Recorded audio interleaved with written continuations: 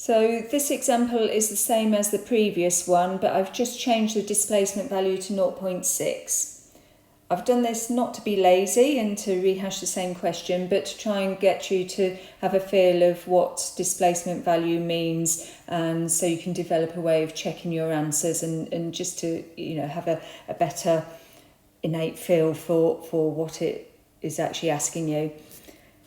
So this time the displacement value being 0.6 means that 0.6 grams of active ingredient is displacing 1 gram of base. And our equation remains the same. So the total amount of base in grams is equal to the number of suppositories multiplied by the mould size minus the total amount of drug in grams divided by the displacement value. So again, it's 40 times 3 minus the 6 grams total of drug divided by 0.6. So this gives us 120 minus 10 means that we need 110 grams of base. So you can see that that's substantially less than it was in the previous example, and this is all down to the fact that the displacement value is only 0.6, not 3.2. Now in the newsletter I've tried to explain to you how you can check your answers. If you can't get your head around it, as long as you remember the equation, then you should be okay. But I think, like anything, if you can understand what's going on behind it, then it comes more naturally and you can double check yourself. So what I've tried to explain in the newsletter is that if your displacement value is more than 1, then your amount of active ingredient plus base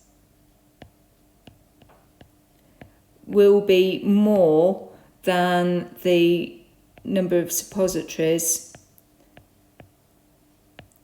times the mould size, and that if your displacement value is less than 1, then your amount of active ingredient plus base will be less than the number of suppositories times the mould size. So if we look at the figures we've got in this example, so looking at this one with the displacement value of 0.6, that's less than 0.1. So we can see that our amount of active ingredient was 6 grams. The amount of base we're using is 110. That makes 116. Compare that to the number of suppositories times the mould size, which is 120.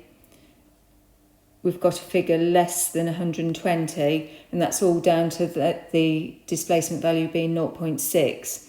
Whereas in the first example, the amount of active ingredient was 6 grams, but in that one we needed to add 118.125 grams of base. So that came to 124.125, which is more than the 120. And again, that's down to the displacement value being over 1.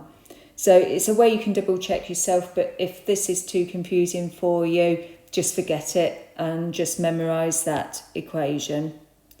Okay, any questions, just ping me an email, because we do know that displacement values aren't everybody's cup of tea, as it were, and can be an area that students struggle with. So I'm more than happy to talk you through it individually if you need me to.